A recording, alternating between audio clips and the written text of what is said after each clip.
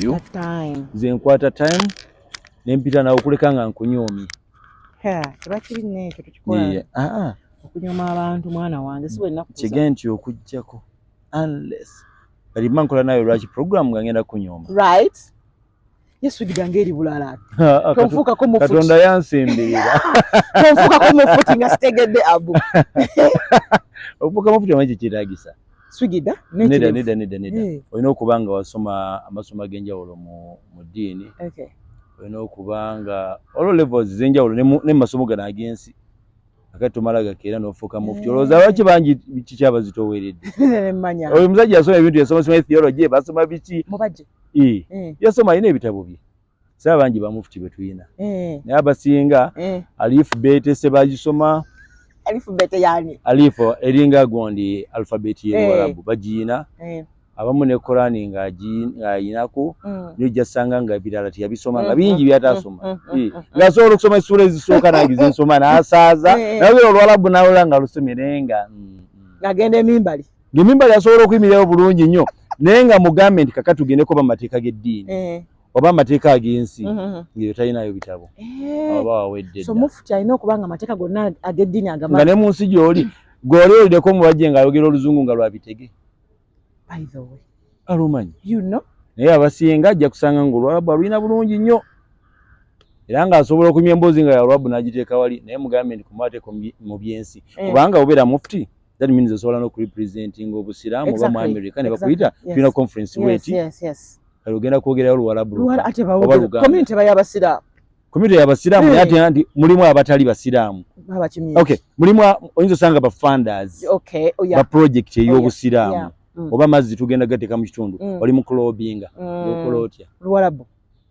nga te bw'ogamba tebalumanyi lwaki oba kiri funny and tricky omuntu nayiga Oluwarabu gye luva gye ne paka gye lukoma ani aba nga tamanyi Luzungu kyangu nnyo how we tukulidde bakadde baffe bafanga nnyo ku bintu ebimu kiringa wano mu nnono oli ng'amanyi ennono za wano naye ng'Oluzungu alumanyi kakati n'ebyo oli asobola kuba nga awaka waaliwo Oluwarabu lungi nga taata abo basheeka baatukubanga emiggo bayinza ekitansomesa nnyo nnyo ddiini genda wala yali emiggo baatukuba emiggo ogolosomerawo eddiini twalina sheeka etusomesanga awaka nga ne kusomero nsoma kusomero nasomerako bayinza lyali lya baali baliyita Kawempe Church of Uganda naye nga tusomerayo naboono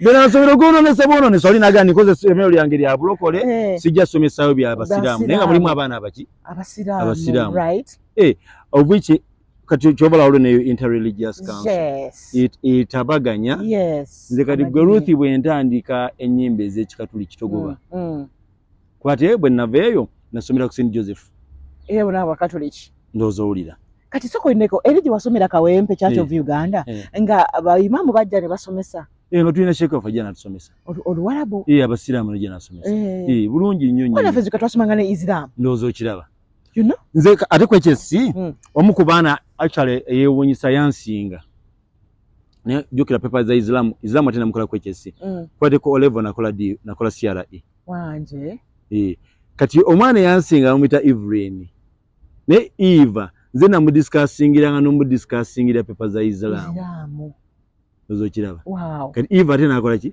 nansinga bwebityo ebibeera ayu nafuna nembuza kati eno B+ ngena gikozesa ekuyamba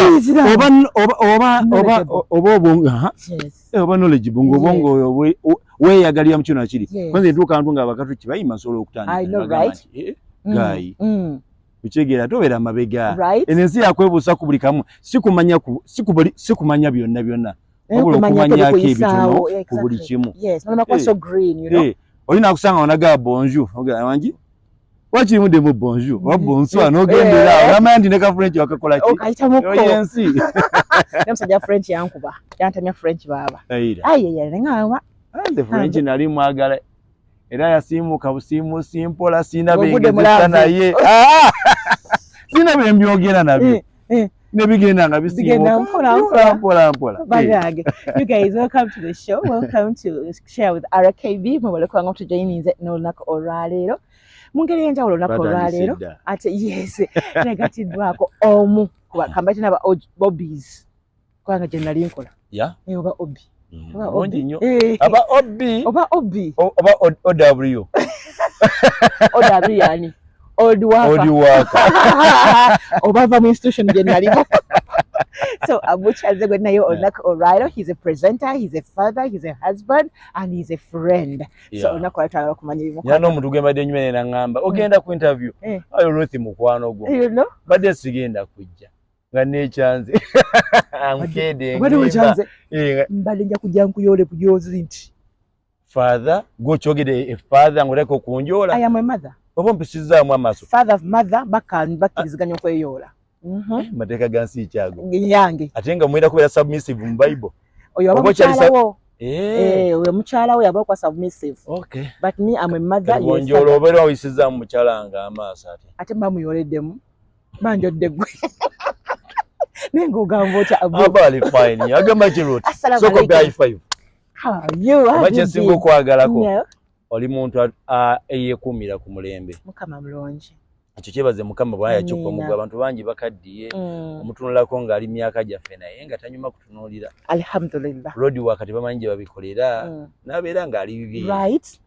but it's a lifestyle I think muntu ocheteka mbwete singa bogamba nti so akwebaka nga sunye kabia so akwebaka nga sikoze kino olwo kutosa kugwa nga sikoze bwenti nange Olunaku Olugwako nga sigenzeeko wantu awo bitulugunyizaamu pulanga lwekimisi ngatoyechezako calories ezo mpira sanu nga ndaba amasavu gakaaba. I feel so happy. How are you? Abby is fine. Twogeddeko ku bintu by'okupanga wasomerako Kawempe Church of Uganda egitandika primary. Yeah, ginatandika primary actually.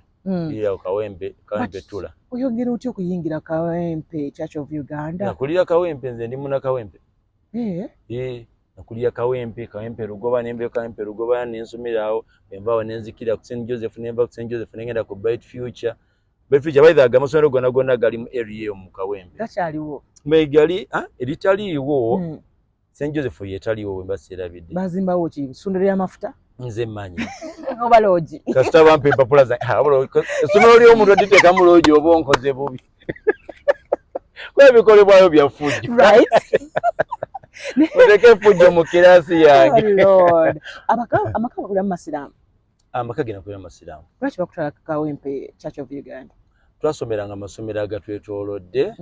Ate taata affe yatuwanga eddembe by the decision making. Okay. Nti baganda bange bangi gye baali kwa sinzi firstborn. Kakati mu kubeera eyo essomero lyali litutegeera nga tuli bangi nga bw'ogendayo tebamala gatugoba bagamba the Chazes where are you? Chazenga bajja. Abo tebagoba fees dadi ajja kuweereza. Kati nga okutwawula yawule actually nakyusa okuva Kawempe Church of Uganda. Nali ngenda kusomera olumba ali bantomereddawo mu kusala ekkuba e Kawempe.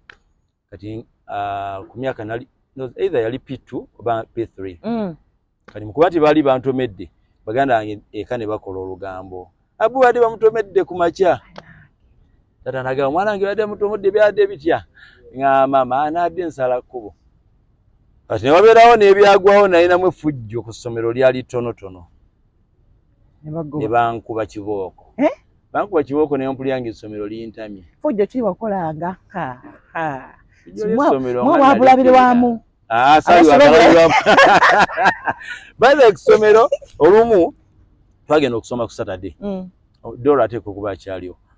Kati batuwanga sente za Saturday bamwe baba bamwe mwali mbisulo primary yatali mudde mwali mudde akati bwe ntuuka kusomero nga bwenze n'ebitabo byange ne mbiteeka mu classroom then nendeka mu lula netuduke wa mukanu gaffe yabeera wa mbogo ne tusiibe eyo sente zino ne tuzirya kati lula mu kugireka mu classroom oyo omwala yali ali kulinaana ewaffe najja ne lula ewaka n'agamba lula yagirabidde mu kirasi ko mami ate yasomye tiyasomye nkoma wao wakasa zaffe zivamu ku Saturday classes sansanvu nana nkoma wao tuva ku ssomero kumbe tetwasomye bankube emigo mami osanga ne lula akuza hata ovaawa ku ssomero osomyeyo ki basomye nani n'abaana bonna babaddeyo ndoro mumanyi mumanyi ate kino kimanyi banji mama eno lula yagireese ekituufu ovaawa kale kutaka awo nejiwunya bankube emigo akati emigo egyo tegyambisa bulungi ndandiko getting uncomfortable mu classroom ndanyina n'abandu opa eka ng'ogasseko n'eri incident eyaki emmotoka okutomera bagenda ne ngamba bankyuse essomero then ngenda mu ssomero eddala lyali liperforminga bulungi actually kuba lino lya government kambi kyaki ya government ne ngenda mu private school which was St. Joseph. That's primary still. Amasomero gano lwaki babawanga choices like gwe ne weesalirawo taata yalinamu kasente ate yasomanga nze tetwabifuna nga ne bakusalira oli ogendamu abanga naffe ge twayagala yalinga fuga bbi naawe nange kati lebayo essomero omwana amanya nti eri bakola bulungi nalabye ne ku mukwano gwange gundi yakoze bulungi ate abasomesa baabwe balungi ne kayunifomu kaabwe kandakidde bulungi awo eno twayambalanga kipinki eri bambala kapero wa green n'okubirako ekinuukyo nga kiriko wane ekisipi ekya green alafaananyi njaka kuweereza olabe kye baayitanga omwana ku ssomero kati bwagendayo uniform si uniform yokka nabiri byenkugambye abasomesa nga gye bali wala nagenda natandika okumpromotinga fuuse prefect nfuuse biti omanyi bwe binyuma ku ssomero nga gwe prefect ule prefect waki sanitary nali kayonjo nnyo kakati awo essomero ntandika okunnyumira ne performing actually nasomera paka P7 asikyusiza naye obwana obusinga okuba so neat ku ssomero tabutaka performinga bulungi mu class naye oba n'empisa oba ne active awalala saali mwana akulembera naate saali mbabi twasembanga abanga mumakkati awo mumakkati awo baperformance mu musanvu nga mbeeramu mukaaga awo ngerako mu 13 awo saali performer mubi. What was your best subject mu primary? English. Wafuna mumeka mzungu nina kebera results nafuna kati actually nafuna kati P7 results nzina njaziba njino ziraga abantu ino program ino kakasanti na abantu asomera mpya. So from primary was second lago wasalawo what choices wateka ozo wagenda shao nali nsalawo mbisere ebyo by the way mbisere ebyo na joining a secondary sende zali zekended awaka kati nga decision making esinga nga nze njekolera why and sende teziri ugola bajona asomera chegera gwe ino kwefandinga gama kati nyenze wano nyenze wali wefandinga msajja tu P7 okola rutibira ngokola nga tuli bato kulokola kali mu kigo under age nalinga mu bakery oto kyemigati mbeke nataka kukola bemanga sira evidence by P5 or P6 bakery yawe bakery kati currently sidinovo yali bajita Copas by that time ngiriruda iri kawempe kati nga musulayo because bakery nzo abantu bakinga kiro nemisana nemisana kisinzira production capacity kakati nze nasoka mu kusiba nga bwemba ku somero nengende ekiro nenkola ki nensiba okusiba emigati nosiba nenga bampamu obudde nempumulamu ko ngeri gye nali omutonga baga yebakemu kengeri kuma kyaja okola ki ogenda ku somero bambi so bwenti when it Muzeyi was okay with that very okay because the situation wasn't good at home we had no money zidyawo kali nga neze enfuna yero mu bakery olusaka ngamba ndi kano kakano nisobola otambuza obulamu mpolampo bakery ofuna yotya bakery waliwo omukyala yantwala bali bamuyita Sarah yali neighbor wafenga mwali nga mwasibira emigati kakati mwali muna abantu abalala basiba nenga waliwo olusi nga manye ebyemirimu ono olusi takoze ate nga emigati mingi so yatandikiriza okuntwala nengenda ne batandika okumtegeera muli nembeera omwo nenkuliramu actually up to now badinovo ngene mukwano gyange like Wamala Muzeyi Kasozi director yenyini especially Wamala Kasozi se tunyumya nnyo bamanyi abakulu olusi tekawo gap yadde nange nakula ni Wamala olusi amperezayo omugati oba cakes badinovo. Yeah, I like that guy Wamala. Problem bali butya for you mu bakery ng'omwana omuto. Yali bali too challenging kubanga nga bogenda ali mwana muto emirimu gy'amaanyi. You know? Kwenye nawe natuuka nga mvudde mu packaging ng'okyusa olusi nga gwe nyini gwe wetwala kati nkolewa. Ne baga kati genda mu cleaning. No cleaning.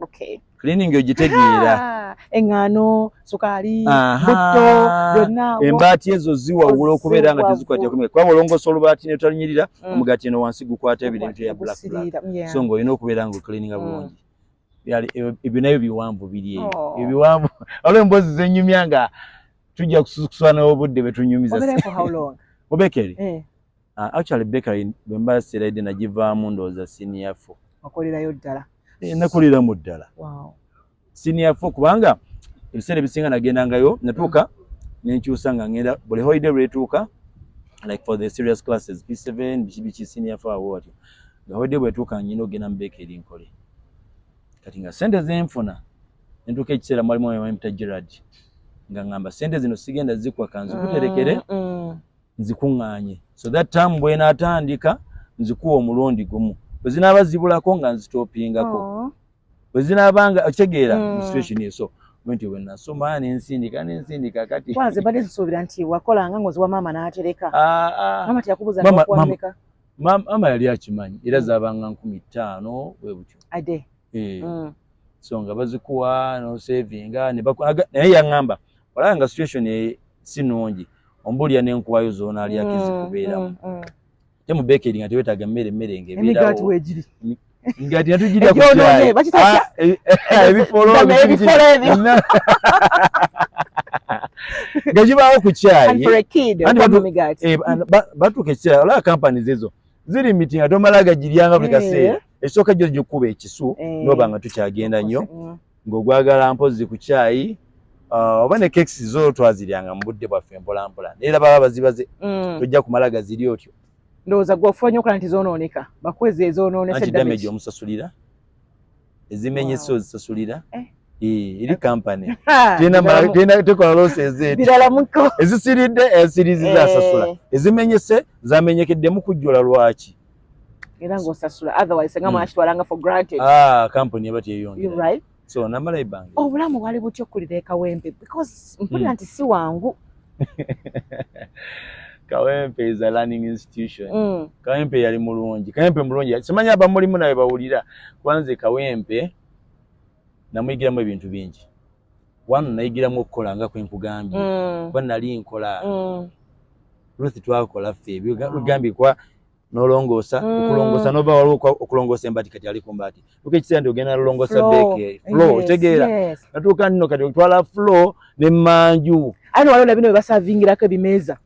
Ebimeeza nti tujalako bwazi bityo kati ate waliwo bingi emirungi mbeke mingi so n'okwoza emmotoka nakukolako era mu bakery kati mulimu emmotoka ezaamu kati oluusi nga obudde tebukuganya naye nga bw'onagyoza nannyini emmotoka ajja kukuweza amangu ezanguwa ng'olina zooza kiro kuba ku makya zikeera kutikka ebyo nabyo bibaawo so Kawempe namuyigiramu ebyo besides that Kawempe okubeera nga bwagambye nti erimu ghetto erimu abayaaye erimu biki yanyamba bingi obulamu nga bunyuma ekuba oli ebiseera twatuuka nga tugenda mu nsozi okuyiga okuyimba kola amaloboozi biki ebiringa bya kiyaye naye nga kola baana b'omu nsozi kyafa amaloboozi ga nsozi ng'ogenda ejjinja kalooli n'owoggana bitya noyimba bujubanto n'oziteeka wali etwakola olwo ng'olinaani nalina mikwano gyange kwaliko legogi alina studio gyeri kati Kawempe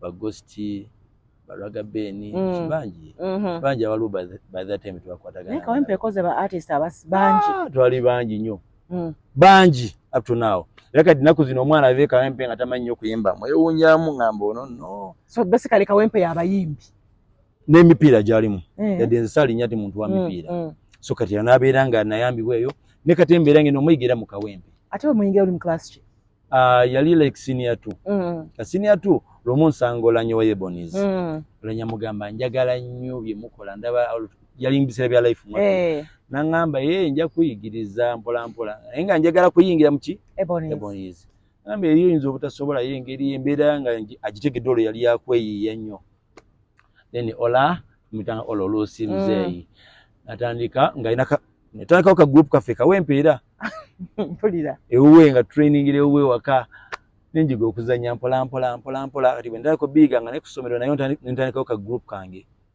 ka drama group njiza okuwandika omanyi uwandika okuzanyoza nnyo okusomero n'omuzanyira abaana ne kunyuma ne mubasoloozayo era mpola meka bazaali meka sijjuke ne twabasoloozayo kusomero juke twabanga ne competitions kusomero mwalimu abaana nga bo balungi mu dancing ne wabeerawo abalaafe nga tuli mu drama nga bagaffe tuli loko awo nawo competitions ezaali z'amaanyi nga tuwalaganira ddala nno loko nga tekabaluma kayinza obutakuluma olubabo bazina ne banyola akuba n'agamba spini zonna n'aziteeka wali nga ffe tetubisobola naga abali loko naye nga tubizannya ne binyuma era nga competitions beza MDD bagamba bazanya ebintu byabwe so kati okusolooza sente bazikolanga mungi ezo somerezi nzijukira olumu era nazitwalako eka ne tuzirya mama tewali kyamaanyi Ruth by the time era nga either ogenda kugulayo akagatto oba ebitabo oba muziryeko awaka okutandika okuzanya it was really hard for us awaka muzeeyi mukonvinsinga I had to okuleeta Mariam Dagire Abe Mukiibi Ashraf okunsaba wa muzeeyi nsobole okuzanya okuyingira Afri Talent gwe waki byakwangwiranga wuyo oli mu nsozi wuyo oliwa where are the parents kakati obuuza where are the parents by senior to my dad passed away kakati nesigaza mama teyasooka oba kaŋŋambe ku byagala naye yagenda okulaba nga ndeetayo ekikumi ate nga alaba mbyagala so yalina okubisapootyalwala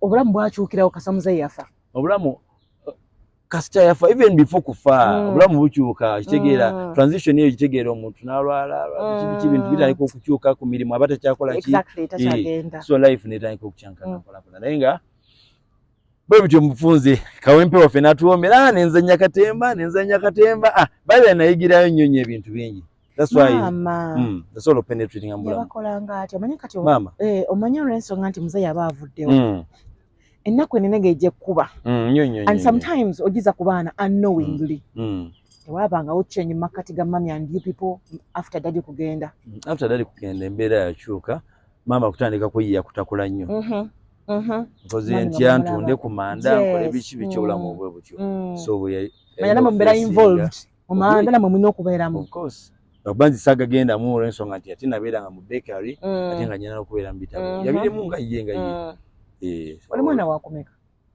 mama nze first born hadi nkulaba akaba zito for you okategeera nga nyinako 3 sisters abanzirako so mu mama ne taata kakati awo tuyate ne baganda baffe abalaza a big family family zaffe ez'ekisiraamu zibeeramu abantu sikuzaala abaana 2 3 mwana ayagala okuzanya nga alina kuzanya na banne mpulira ndowooza wakikwata nnyo ekyo okikwata ne mu bulamu obwo wali okiwuliddeko nga bakyogerako awatuona nga tuzeeyo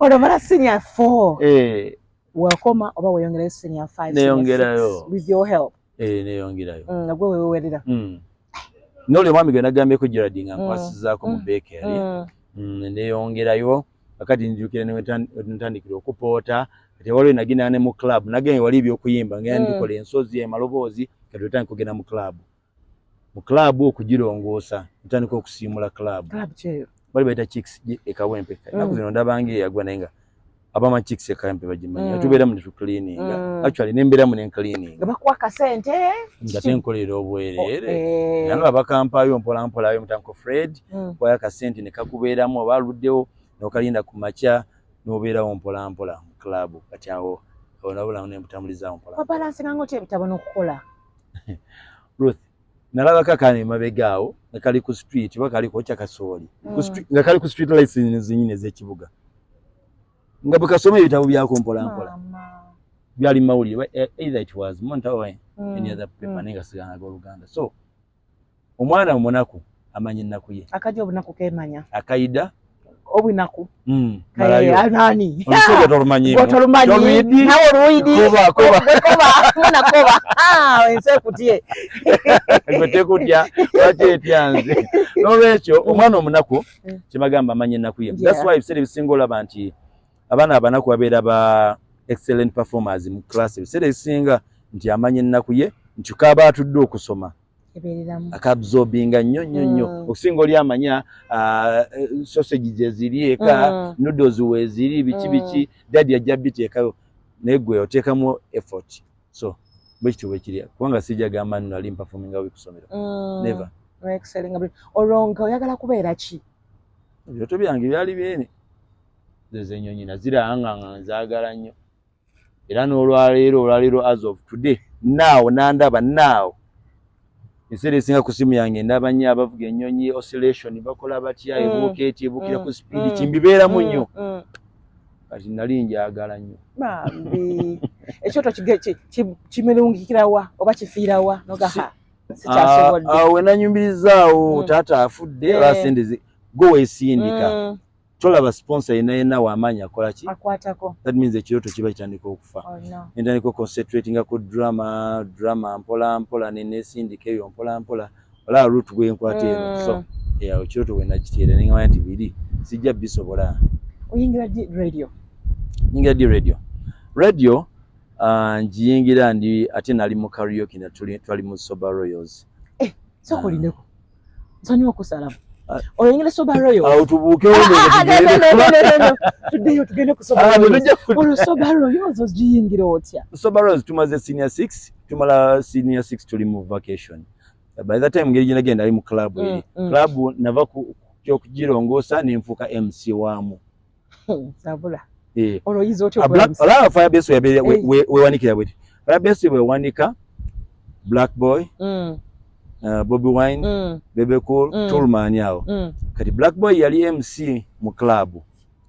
Black Boy erinya bwe wandika yakubira was it Konjani either Charlie Kirooto before Konjani Kirooto kati Firebase ngimwetaaga nnyo mukumwetaaga nanga mwana sikyasobola kubeera nnyo mu club nsobola okuwa wano wera ngo okolawo obwe MC bwena bansobodde nga nzija mbasobodde bere MC kati ntandika ataawo nkyusa obulamu obulala nfuuka MC mu club naye ku ssomero nkwatagana ate ne muzira mugamba tugenda kukola nga bwe nalaba ab'amawulire bakola bino bwe biti naffe tubisobola muzira ngamba tubikole naye naye bali bane bawe mulaffe tuwemulaffe tuzanye oti abantu bajja tutegeera bulala bitandika okuzanya then ku driving awo speed tutuuka mu vaaka ya senior 6 muzira abazadde bali Kikwayi omanyiyo Kikwayi eyo ajja kubulya oli mufuna kiri mu Uganda Kikwayi mukono eyo wano tulikanga ekyewala obulala kakati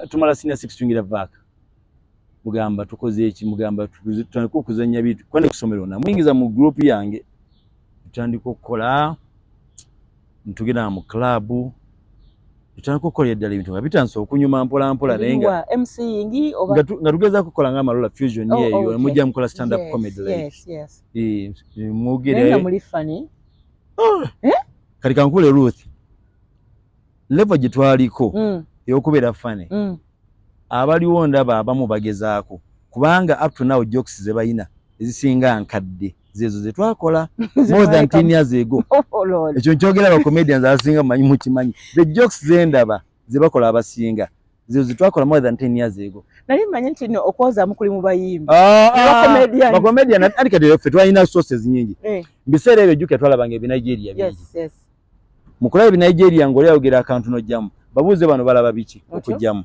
tebalaba comedy wa luzungu tebalaba owa wano oluganda mpozi balaba bannaabwe ne booza mu bannaabwe Nigeria tebakyalina nnyo kye bajjayo abasinga tegera ffe twalina bwe twajjanga akati ntandika okuzannyawo tugenda ku Tivoli Kawempe ntukola ngaawo ekintu tugenda ku Miami Kawempe nga tuba tuli awo lumu owa Soba Royals ng'agamba mbeetaaga nawulidde mukola bulungi konze kale nanoonya muzira nti batwetaaga tuyingira Soba tandika okukola mweri mwava eri nga mweyitaani twali tugiyita super family ninge kola kasente twalinga babiri bwe tuti nze ne muzira ne CD yaffe twatambulanga ne CD yaffe otuuka oteeka mu CD nga bakayimbako ne mujjane ne muyingirawo ne mukola ebisasa byammwe ne mweyongerayo biseera ebyo oba ojjukira twatandikira tutandika okukola Kyandiru awo twalinga abamenyi kekalinga akajjika twamenya kubanga Harold ali yajja luvannyuma Kyandiru nga Soba Royals batwetaaga Kyandiru bali abalina omulugwala Fred Nkamwe remember those days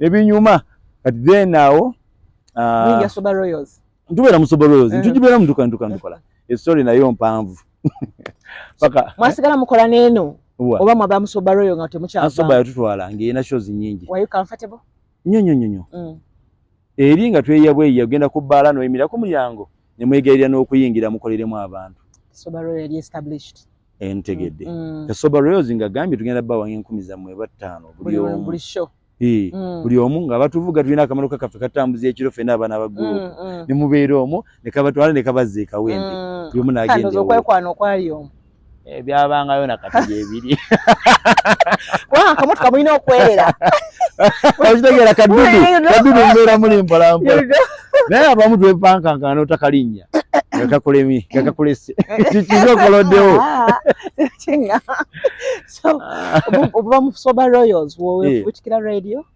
owenyingira radio how ani yakwalira radio muzira yasoko kuyingira radio yasanga simanyi osore yamanyi how yafuna ndaos afuna ndaos ne bamutwala akole comedy ku radio Kusimba no bayibaita Kampala African Radio Kampala African Radio atandika akole kyavangamba naye osobola okufuna ndaos konze kale ninagezaako mufune I had a sister of mine yali amanyi bamuyita Kafenya then Kafenya atenga yamanyi ndaos then nangamba oyo muko wange kale nyamutwalayo nantwala nsinkana ndaos nangamba your voice is good nesimanyi byokola nemugamba manyi okusoma amawulire namba okakasa mugamba manyi osoma amawulire ag'Oluganda kusomero sasoma ng'obutabo muzimu gwa Kasoba kitegeza kusoma amawulire ate amawulire bakola ki ekyenjawulo kutranslatinga kusoma negono n'owummuza n'osaamu ebisoko nagendanga mu nsozi ekawempe obadde otya I had that voice actually nyina mikono gyange abamu n'olwaleero bangamba goli musomi wa mawulire bo banzikiriza nnyo omusomi wa mawulire than a presenter so ndawusa obugamba nsisoma mawulire nakye naba nawe sangamba kale tugende nga nkola voice testing ngamba ojja kuba bulungi obulamu butono nga nyingira newsroom nga ntandika nsoma amawulire nasabula eggulire mu Kampala African Radio y'omuddugavu tubeera awo nga tukola paka inatuuka nenjikoowa akasente bakugambira okufuna mmeka omusayi kasagu bulogo bannange kati kaliyo era nga lebakwadde emitwalo 5 bano bwe bamanya nti bafunye 5 manya omwezi ogujja tozisaba kati osaba omulimu bo bakugamba tyogenda kukolera nsiyo oyingidde ogenda kukola oli ogenda kukola sente meka nga mubiteesaako nnyo naani contracting egamba oyingidde naawe omulimu ogwagala contracting ani agikuwa kubanga nekisooka tewasoma mascom ngera saabisoma otyo kati wakola ebbanga ki kara nagikolera zali like 2 or 3 years wakola nno nakola mbulumi obwekitalo eri embeera nenjikunyumiza ogimalayo oyinza n'okutwewuunya famamu radio twagiyiga in a hard way sente zenajjanga mu comedy mu Soba ate nga zendeeta eno ye transport yakujja ekawempe okusobola okujja ku radio okugatta those days nijjukira we twayingirira mwali mu Matovu Junior nembeera mu Mayende nembeera mu ani ono n'omungi ennyo ennaku zino Sembusi njukiridde ku Sembusi Patrick bambi akati awo tuyingira kala tubeera awo ne tukola era abasinga ne bajjukoowa ne badduka ffe twalwalwamuko abamu ne balemererwa kyakuyamba okulwamu for all those years ng'ate embeera si nnungi embeera teyali nnungi nali njagala nnyo okuyiga that's one secondly nali ndabawo chances ezikyuka buli kaseera bwe naye natuuka nga mawulire gantamye okeera mu newsroom ssaawa 11 n'ogivaamu ssaawa 4 za kiro gw'olina ogasaka gw'olina ogeditinga gw'olina ogasoma ogasaka otya olina okutapinga the stations n'otapinga n'owula nti simba esomero aliwa n'owandiika osoma obugirero essimu sijjukira ebiseera ebintu alina zino ezaffe n'owandiika n'ojotinga down obutonotono n'otega radio endala kati awo ogasasa ogayina oba mafu oba matuufu osase basomye gwe nawe goyina oba basomye mafuna copy and paste olitegeera n'omala n'ogera n'ogasoma oba kati munna oluzungu ge yasomye bwaba yawandiise nga naye gwogenda n'okola ki no translatinga oluusi tetulina no nampapula mu newsroom wabula ge yasomye ogakwata okola direct translation n'osoma n'obeerawo that was radio nga tutandika so bovaayo oddawa ki ekiddako akyakukola ebbanga kyoga nti kati let me live now kwange decision tinyangu teyali nyangu naye nabeeramu abamu abo batandika okugenda njagala okuva mu mawulire nange tenfuke presenter nawe sinangamba tojja bisobola biki nemugamba nsobola namba okijjangu ku Saturday zanya music nga toyogera ono nyina okuyiga computer ogimanyi ate mbadde nyimanyi nabanga tambukira abo wadije bamixinga byabwe mpulira naye nagiyiga mu bwangu ntandika okubeeramu ozanya music biki kwa programs twakosanga Rio Tekavuraka PCDJ Ready nga kwe tuzanyira nembiga nembizanya nga njiga mwanguzo buzibu nyina Ruth kastompo obudembere naawe obwongo ombwesiga bukwata mangu oli mu chaku nembikwata ntandika okukola nibampa program ku Saturday ntandika okukola Saturday oyogera nga toyogera olwo nasooka ningwa buzanya reggae then from reggae ne bangamba katandika okwogera why reggae bagamba nti ku weekend reggae substitutinga radio nga zine zikeera okuteekako mu misa simanyi okusabisa ku makya kati reggae engeri gyalimu ennyo alimu nnyo Katonda reggae so play reggae ajja kuba nga atuyisaawo olwo nga gwe dijjani sayogeranga nti esikkirizibwa kwogera nga soogera nkuzanya buzanyi silent DJ nga tofuna kinegenyege kifuna olyoka onnyonnyole ani yakugambye okugulawo mike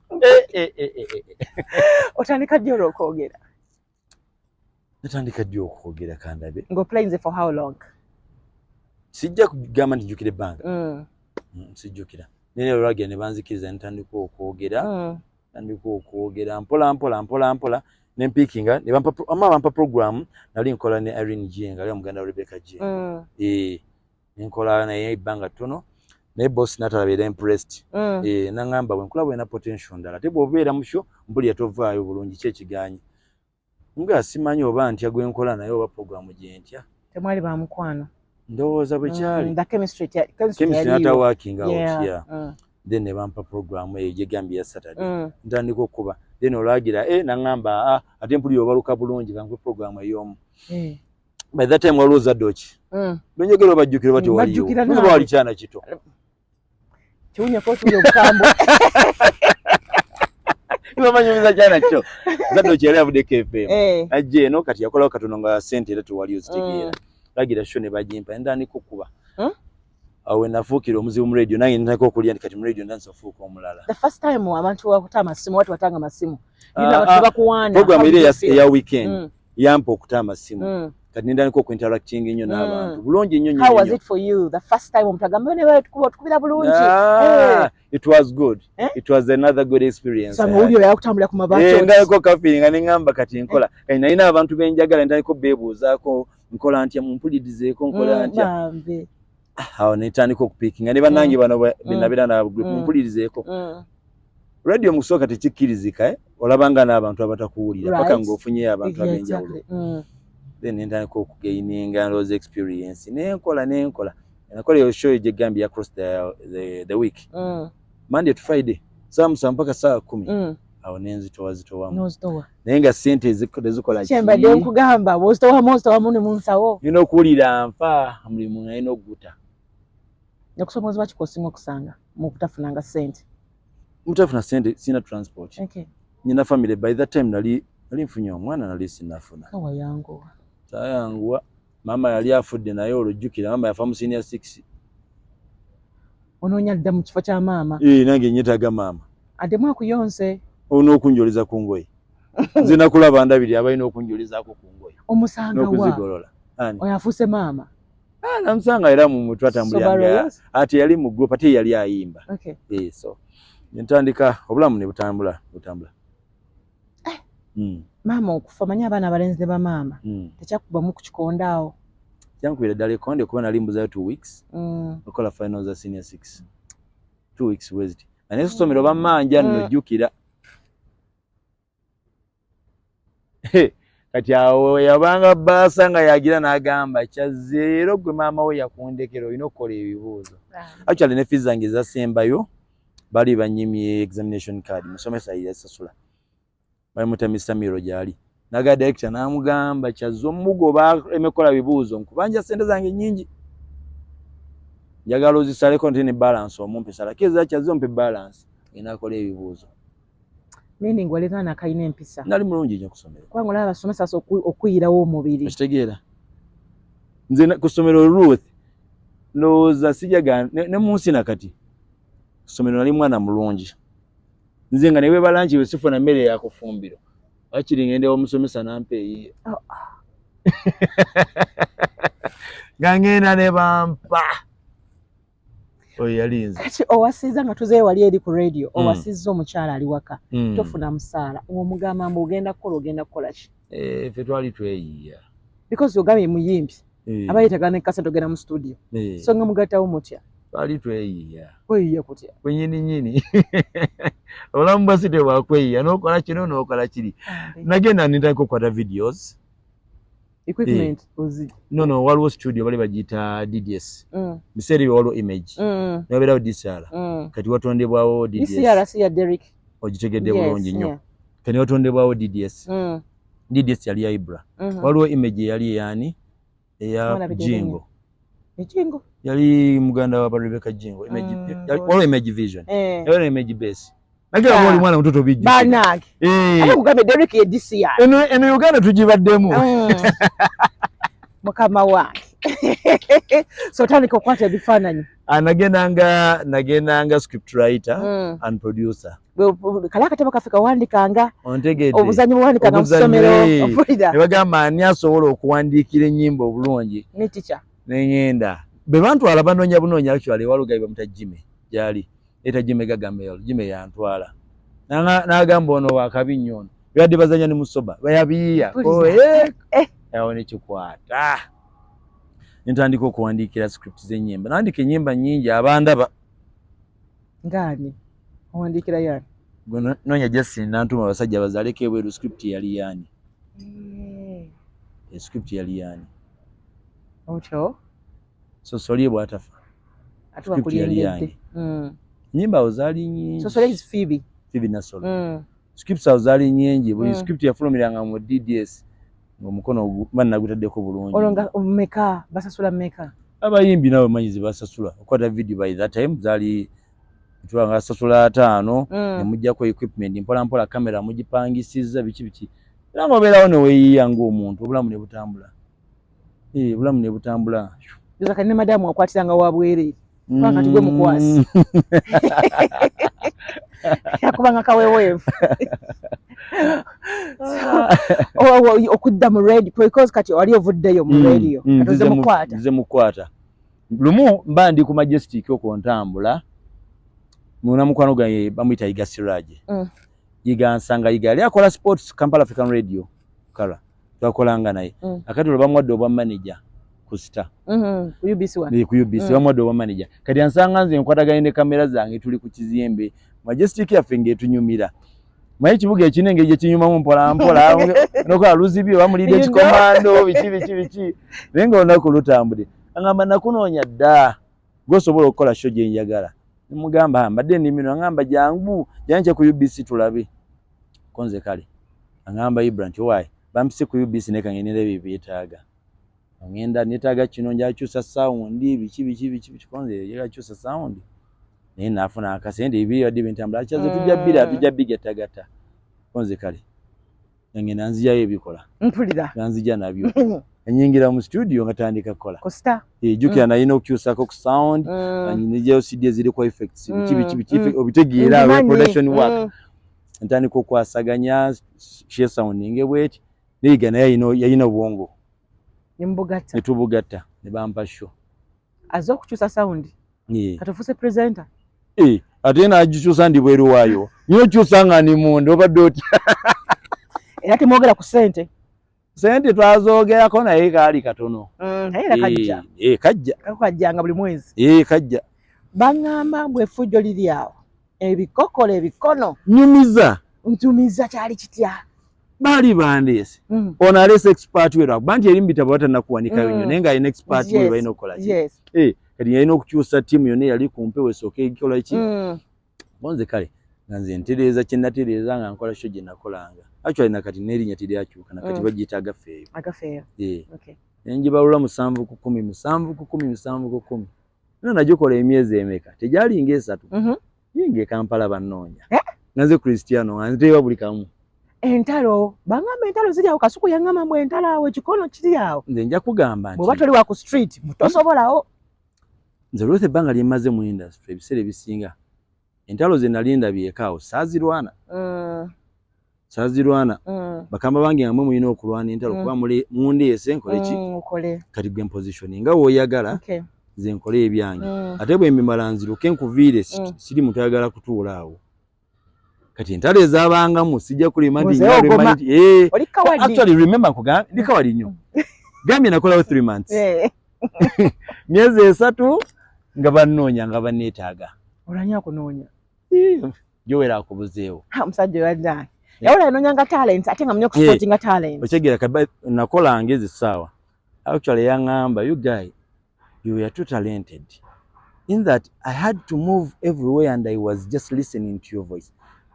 Boarding a taxi, boarding a taxi, it's you. I leave this taxi, going to another taxi, it's your voice. Another taxi, to your voice. By that time we were organizing Oluwombo. I went to the police station. They were listening to you. I said, who is this guy?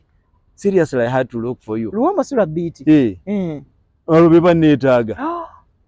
Bakola naye ngeno nange mbukuta. Ekitegeera.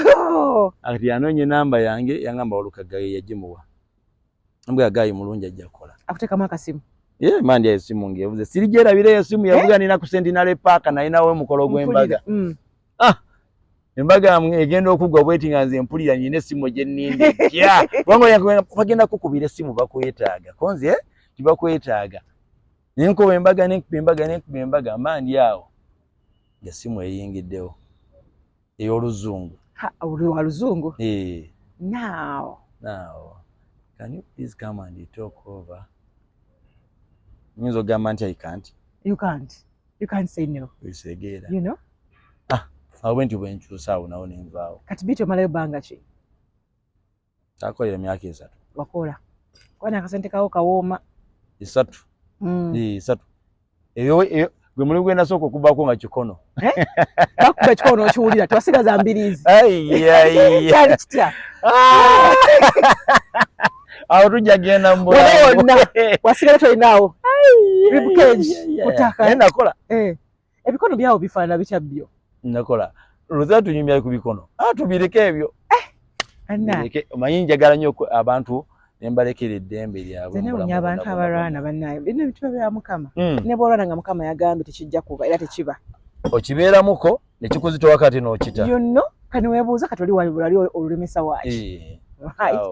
Ye kanenga nakola nagifunamu ebintu bingi nja appreciating mbulamu bwange. Nokubanga nkyayimiridde. It's Beat FM. It's Beat FM. Because nagenda ovayo nga maze n'okuzimba. Wow. Tegere nali first bintu byange ndi first tegera. Because kino okoze kiri erinnya ndigaziiza. Because before going there, yali abo munene kabo yali. It was only before after going there. Nsinkana abantu abenjawulo we rebranding emu wano ono kola bwoti. Tugenda kuwa mileage bwati wano sobola okubeera ng'okola kino bwe kiti so. Nayigirayo nnyo kijja kwidi eri wala nayigirayo radio. Eri wala nentwalayo radio. Ate eno nenjigirayo commercial radio. Exactly. Commercial radio yeriweeyo. The way commercial radio operates yawukana ku radios endala. Okay. Ruth is in radio endala okola osanga ne presenter n'akola n'ayita ne mbudde bw'ayitamu. You know? Kubanga tafaayo. Nayingira mushoyo mulala. Obulamu tabukubira mu time. Ontegeera bulungi ebyo. Bamugana ogedde kikatana ayogedde 15. Ontegeera bulungi nnyo. Nga toyogera business. Right. Akati ebyo nabiyigirayo nnyo. Nenjigirayo programming. Nenjigirayo nti scheduling naye bira kwa radio ziri game zasooka. Nga n'obulanga wabuleta oyinza n'okwogera n'onyumira n'otakuba n'oyitawo n'ogenda. Mukwana. Oyo mukama ogwo obuusi. Okitegeera. Mukama wo mubuusi. Okitegeera. Naye kakati eno ng'ensi ndala balina okurebrandinga okola bwoti kino okola bwoti. Even here nti bange bafangayo nnyo ku performance yo mu performance. Bagamba tulina research team egenda out ate ne Ipsos naye tuweereza ebintu ntubwe ebityo. Kati gwakolanga otyo okubeera nga game yeri waggulu. Game yange tekyukanko. Game yange tekyukanko. Formula yange njirina manyi what it takes to make a good show. Okay.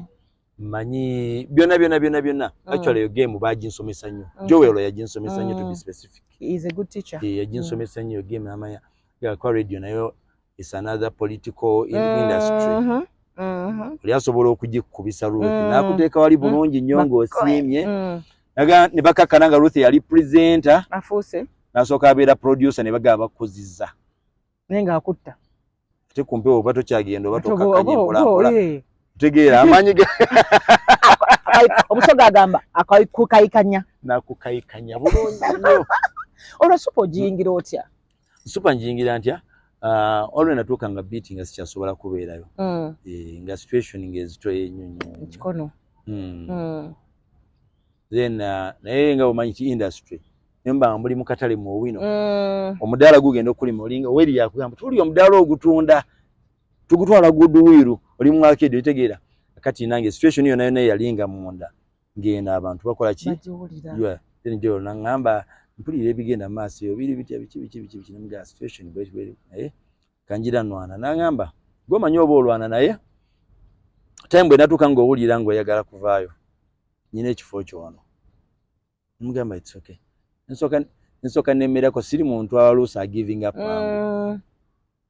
simalaga giving up ebiseera ebisinga emansazeewo ku kintu kyenjagala ne paka time ya reachinga waliwo agreement gye bali baŋŋamba ate kati ogera tandika kukola weekend bima bwe boyingira omulimu oyingira ku weekend sho nezikula kati ate ekiseera kituuka bagamba tukuzeko ku weekend akwikayikanya n'omusaala akoleki akwikayikanyeko konza ya basi agenda okulaba nga we bagenze nga ate awo oba okutte mu ttooke oba olinye mu luwombo manchi alinawo omulimu then I called him ne mugamba in situation sijja kusobola nga waliwo position yawo nagamba ekifo kyo weekiri bujjo nze nagaago jangu oba otuusiza.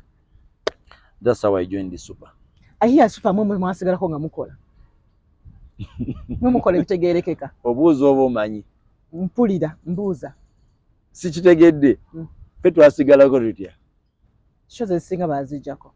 Mwe mwasigalako like abakadde abaliko. Mwe mwasigalako. Waliwo management issues. Sijja kuyingiramuko. Just starting with COVID. Actually COVID yali effect yakuba ndowooza ensi yonna yonna. Yabo tula mu company ezisinga nezimu eziclosing n'olwaleero na kina biki. Akati embeera yasooka. Yatuukawo atutwala n'agamba okusinziira mu mbeera bweti movement sinzibu. Munaatambula mutya. Jjukira twasooka tufuna baloza ministry. Tegeera.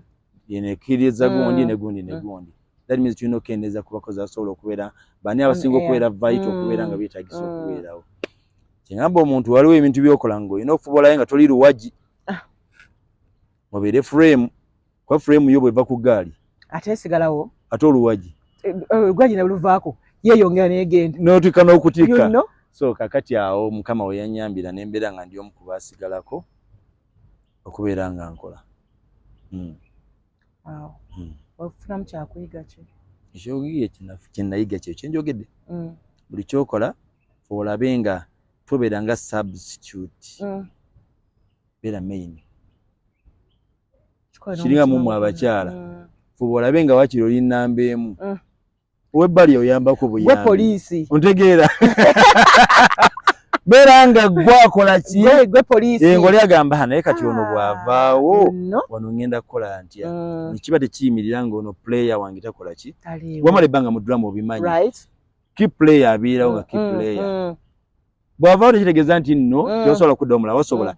Naye era sabotage ekola ki? Ebaawo. So kimu ku bye nayiga mu bbanga eryo ngamba tulina okubeera then n'ebirala kubanga okuyiga kubeera quite vast. Olwotandika otya okubeera ddala ng'oli ofocusinga ku music? What pushed you? Music yali titi. Music yali titi. Olwo bitwayimba mu soba netuyimba ebyaffe simayombo yakinyo bikibo ebyo. Ninga sibiddeko nnyo. Then when I want to beat titi ayina ebintu byankyusaamu. Actually no rebranding yasooka okungamba omanyi abuchaze tekimala. Add something on it. Ekisobola okugira omuntu agambe gaye ajjadde tumulabe. That's when bandi awo tunyumya nnyo. Then one time nankubira nangamba manyi olaba otya ng'otaddeko kano. So that's how Abo became abuchaze omunene. Kakati tuli awo era tunyumya tutambula ye biseera ebyo titi w'ennaku ziri si w'ennaku zino. Tutambula tugenda mu promotions tugenda luddawo okulaba ba fans club ez'enjawulo. Ngamba naye omanyi music ono osenga obadde osobola n'oyimba nti ne bw'otaba ku mpewo olimba lusigala lukola ki? That's when I came up with my first song. By the time nganze yali seeyeya nenkola seeyeya radio ngepushinga. Remember nage commercial radio stations ze operating abalala bakubalirako ne baga nti omuntu waffe no product yaffe tulina ogyongerako ebintu ebyenjawulo okola ki? Okugejja. Then from there nenkola n'onkolera nenkola ne concert mbantu ntambula. That's how I started music. Concert yali etya?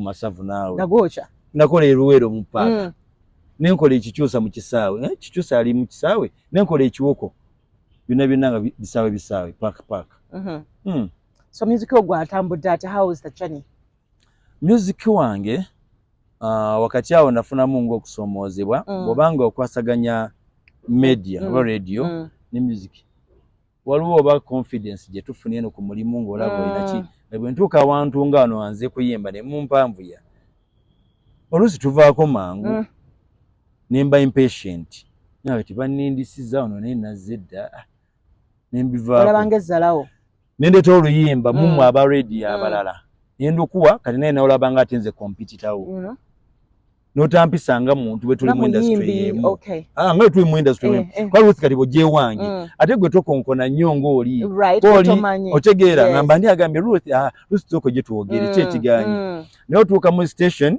noteekayo oluyimba ne bakuyisa mu mpisa ekumalamu actually radio stations ezimpadde like push ziyinza okuba nga 2 oba 3 oba 1 ntegeera so music otandika okugwa muloga n'abange abandimbeereddewo mu jane yange kuba sijja gamba mbu nno nyimba bubi ffe tusaliza abalala music omumanyi nga bwe nawe mutandika nti twamala ebbanga n'ensozi twazikola biki tumanyi music kati otuuka n'otwala oluyimba ku reception alaga kati tujja dduulirizaamu tujja music committee egenda tuula linda kono kuba obusimu naawe nowetolola ogenda okula wayazibuddeko n'ogamba no benneegayirira sirina kyendya ekyo nakyo n'okola ki n'okita ezo kitegeera so abantu abasinga challenge tufuna mu industry ndiyo twantandikiddeko tupushinga ate bakulaga nti olinga agenda obbavuganya which is not the case the guy radio ziringa 2-3 ezinyambyeko so is it different mu show ya kwanga you play music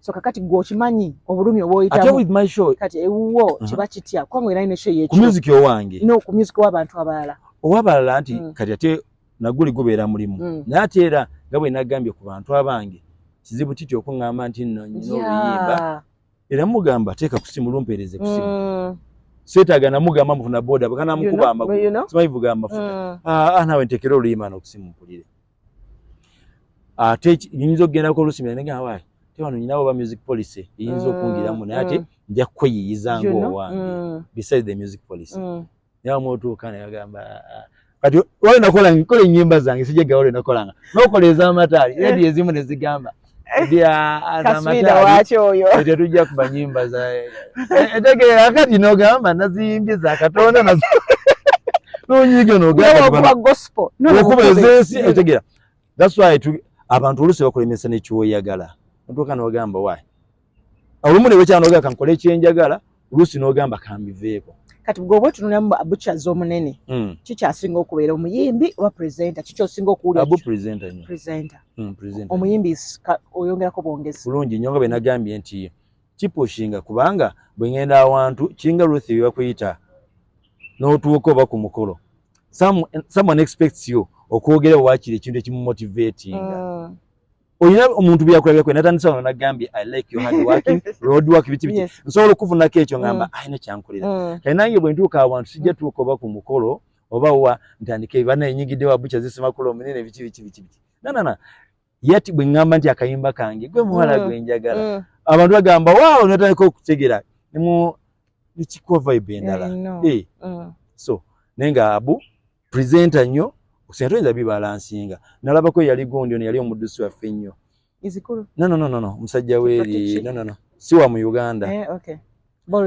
Usain Bolt yagamba agenda kutandika omupiira siwuli yankona gyasambidde so toyinza kubeera byonna Katonda nga tuwumbawumba bwe kati bwali agadde okuweereza naye abaana bavubuka ennaku zino kasita omulimu gwe yakolerera gumulemye tagufunye resultinga mu biki biragalalagala abaana basinga kakati bali depressed abalala bali mu malwaliro because of biragalalagala and n'okwennyamira depression webale nnyo Ruth bayiza esaakwebaziza kunkyaza tolina okweneebaza wano wawo waka oyagala bukaseera ogenda nti omwana wakawo yazze kakati